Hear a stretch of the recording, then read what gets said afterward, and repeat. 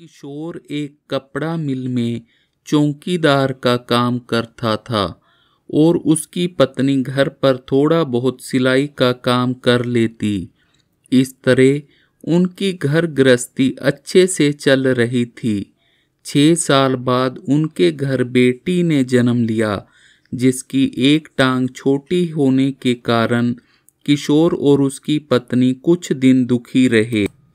पर धीरे धीरे बेटी के प्यार ने उन्हें सब कुछ भुला दिया। उन्होंने बेटी का नाम विभा रखा। जब विभा 4 साल की हुई तो माता पिता ने उसे स्कूल में दाखिला दिलवाया।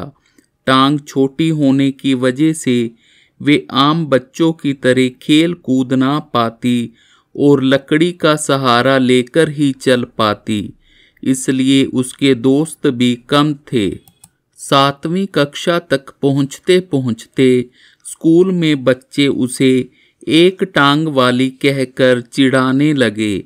विभा दुखी तो बहुत होती, पर चुपचाप रहती, किसी से लड़ाई नहीं करती थी। गर्मी की छुट्टियों में उसके मम्मी पापा उसे वृंदावन लेकर गए। वे बेहद खुश हुई। 2 साल से विभा वहां जाना चाहती थी, क्योंकि बचपन से उसने सुना था श्री कृष्ण स्वयं वृंदावन में रोज आते हैं। वहां जाकर उसे बहुत आनंद आया। उसने कई मंदिरों के दर्शन किए। जगह जगह दुकानों के बाहर श्री कृष्ण के विग्रह रखे थे। एक दुकान पर एक लड्डू गोपाल उसे ऐसे लगे जैसे वे उसे बुला रहे हो। उसने अपने पापा से कहा, पापा, मैं वो लड्डू गोपाल साथ लेकर जाना चाहती हूँ। उसके पापा उसे साथ ले गए और दुकानदार से पूछा कि इस लड्डू गोपाल के बदले क्या सेवा की जाए। उसने कहा कि ये आपको 7,000 रुपये में मिल जाएंगे।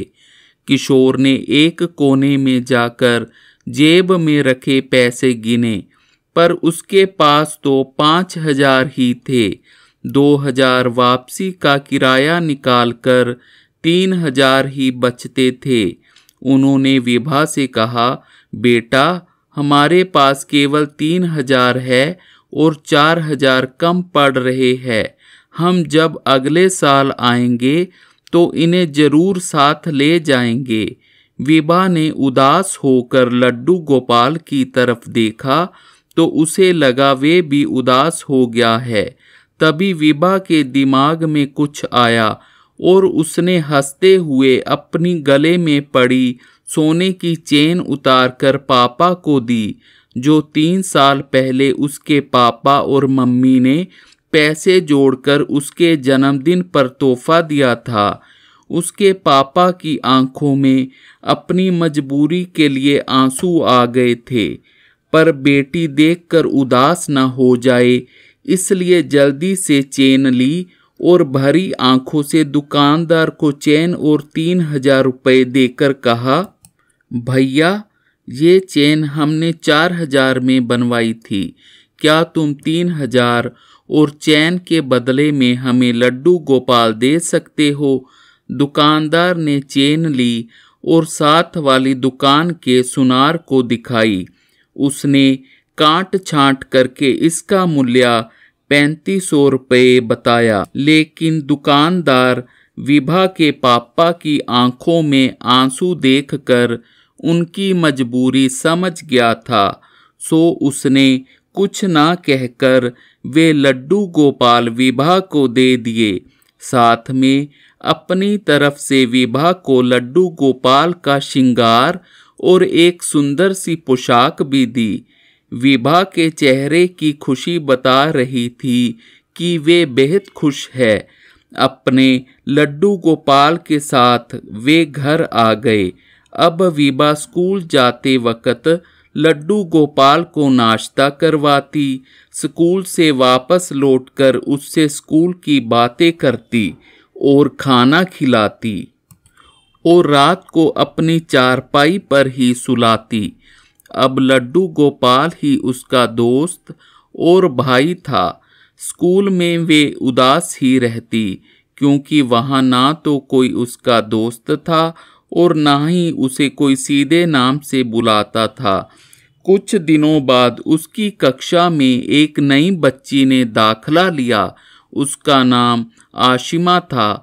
वे ना तो विभा को चिढ़ाती और ना ही उस पर हंसती, बल्कि उसके साथ ही बैठती और उससे बातें करती। आशिमा सारी कक्षा में होशियार थी। वे विभा की पढ़ाई में भी पूरी मदद करती। आधी छुट्टी के समय वे विभा को साथ लेकर झूलों के पास बेंच पर बैठ जाती। अब विभा को भी दोस्त मिल गया था। विभा आशिमा से अपने लड्डू गोपाल की बातें करती और उसे घर पर आने को कहती। स्कूल में फंक्शन था। सभी बच्चे खुश थे।